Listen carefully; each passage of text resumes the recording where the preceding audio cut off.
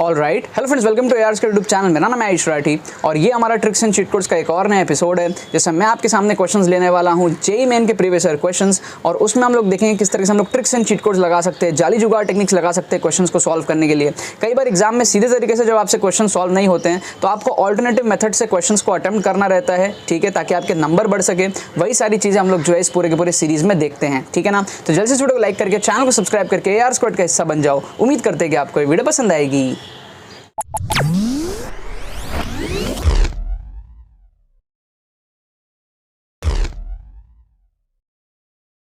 Students, अगर आपका JEE main में स्कोर 60, 70, 80, 90, 100 इस रेंज में अटकता है, अगर आपको अपना स्कोर कम टाइम में इंक्रीज करना है 160, 170, 180, 190 इस रेंज में लेकर के जाना है, और आप अगर सीरियस हो ये चीज़ करने के लिए, तो आपको मैं रिकमेंड करूंगा कि आप हमारे exclusive tricks course for JEE main 2023 में एनरोल कर लो जल्दी से जल्दी।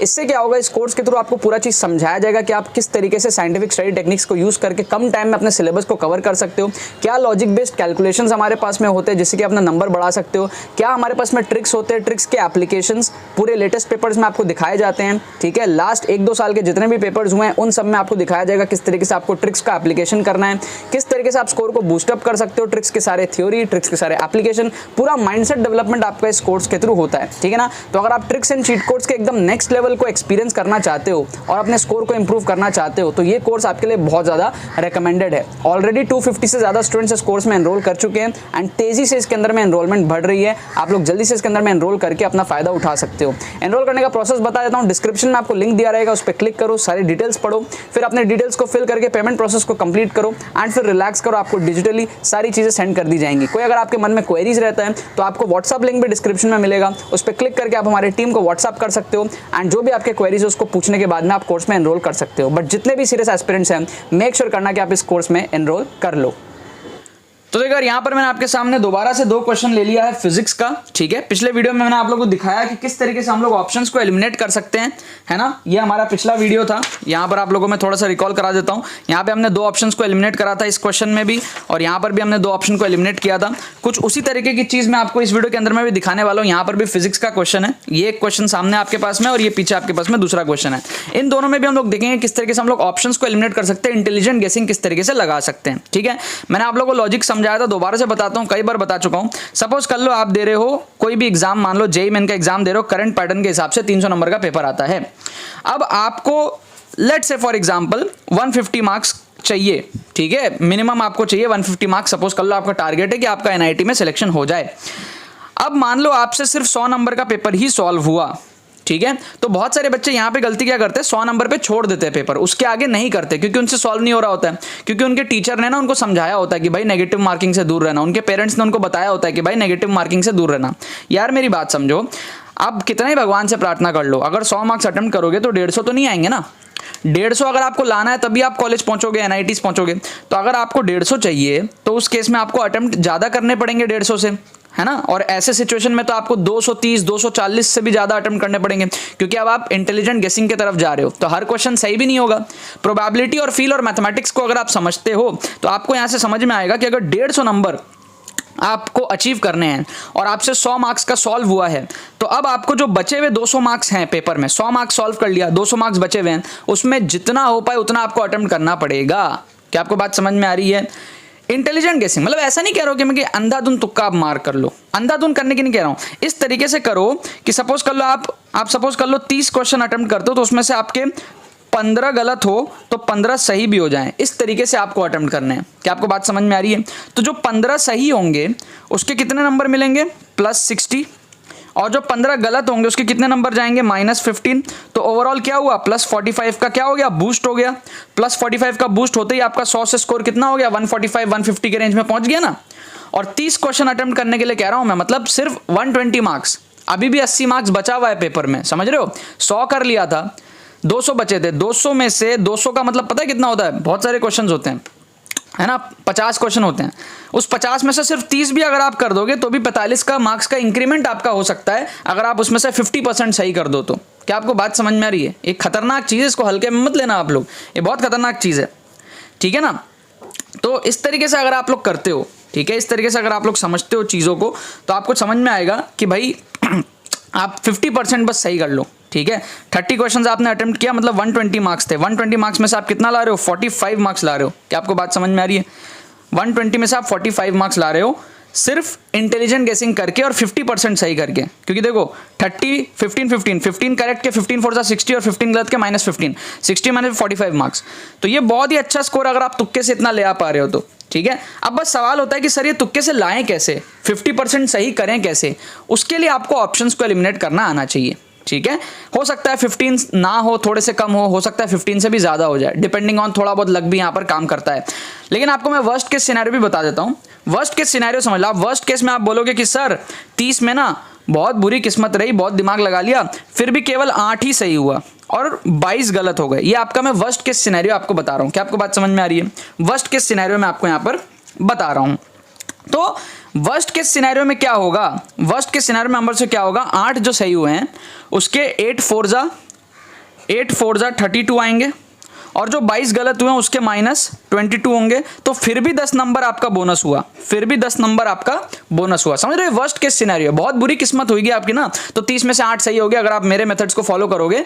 और बहुत बुरी किस्मत है, मतलब पूरी दुनिया आपके अगेंस्ट है तो आपकी 8 सही हो जाएगी। ठीक है, 30 में से 8 मतलब 1/4 के आसपास ही हो गया प्रोबेबिलिटी। समझ रहे हो? तो 1/4, 4 में से 1 सही, ये तो नॉर्मल प्रोबेबिलिटी है। मैं तो दिमाग लगाने के बाद आपको बोल रहा हूँ, इंटेलिजेंट गेसिंग करने के बाद आपको बोल रहा हूँ। तो इस सिचुएशन में भी आपका देखो ये स्कोर है। ठीक है, अगर आप बोलते हो सर और बुरी किस्मत हुई, 30 में से सिर्फ 6 सही हुआ और 24 गलत हो गया, तो कोई बात नहीं ना, 6 सही होने के 24 नंबर मिलेंगे आपको और यहाँ पे 24 गलत होने के -24 हो जाएंगे, तो नील हो गया ना, 0 ही तो हो गया ना, कुछ गया थोड़ी आपका। ये बेसिक कैलकुलेशन आपको समझ आती है? बहुत सारे बच्चों को ये भी समझ नहीं आता भाई 30 में से 6 सही नहीं होंगे क्या? कुछ बच्चे आ जाते बोलते सर तुक्का लगा के गलत हो गया। अरे भाई 30 में से 6 सही नहीं होंगे क्या? तुक्का ना भी लगाते तो भी सही हो जाता 30 में से 6। तो ये मार्किंग पैटर्न का ही फ्लॉ ऐसा है कि आप 30 में से 6 भी सही करोगे तो 24 आ गए, बाकी 24 गलत हुए तो आपका नील हो गया। अब 6 से जितना ज़्यादा करोगे ऊपर सही, उतना आपका बेनिफिट है ना, उसका फ़ायदा उठा लो आप लोग। क्या आपको बात समझ में आ रही है? इस तरीके से। ठीक है, अब आ जाओ यार, यहाँ पर हम लोग फटाफट से इस क्वेश्चन को सॉल्व करते हैं। तो यहाँ पर हम लोग करेंगे डायमेंशन एनालिसिस।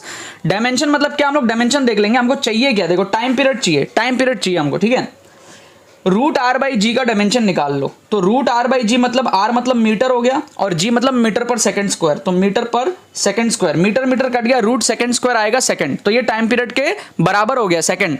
तो ये हमारा करेक्ट आंसर हो जाएगा। बाकी सारे देखो डायमेंशन में गलत है, क्योंकि इसको उल्टा करने पर ये मिलेगा। तो अगर ये सेकंड है तो ये 1/2 आएगा। क्लियर है ना? तो ये आंसर क्या हो गया? गलत, क्योंकि डायमेंशन ही साथ नहीं दे रहा।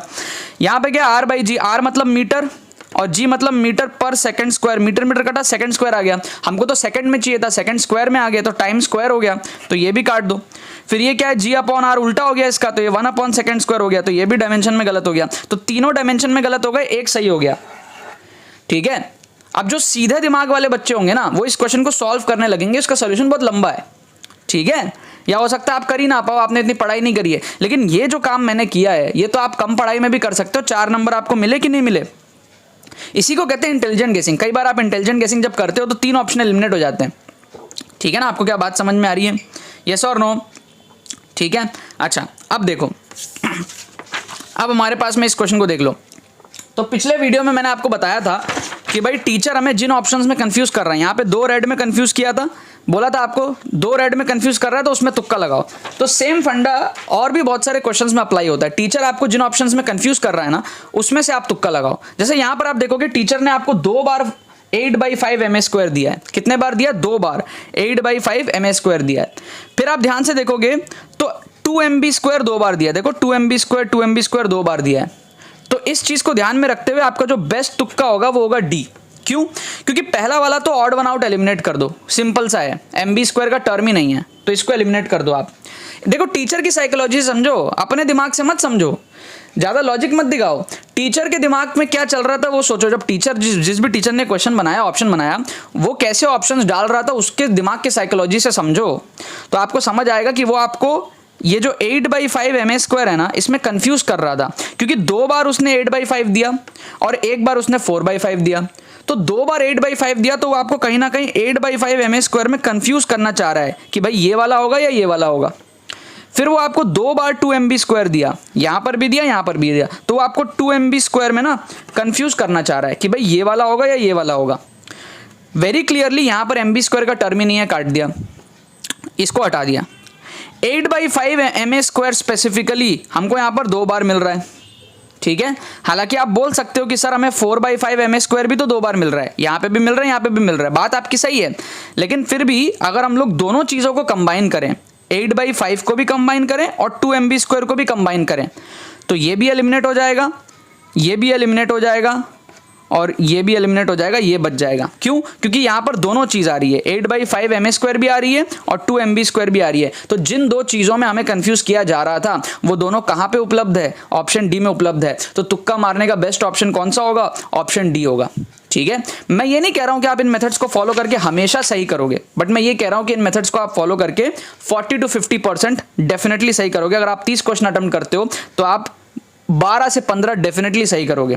कुछ केसेस में 18, 19, 20 तक भी सही हो जाते हैं। मतलब ये भी एक स्किल है, ये भी एक आर्ट है, ठीक है ना। मतलब ये मैं आपकी बता रहा हूँ, अगर आप करोगे तो आप इतने सही कर लोगे, मैं करूँगा तो 18, 19, 20 तक मैं आराम से सही कर सकता हूँ, ठीक है। जितना आप इसको समझोगे, सीखोगे, उतना ज़्यादा आपकी एक्यूरेसी बढ़ेगी। और इट्स अ ग्रेट थिंग यार। मतलब आप सोच के देखो कि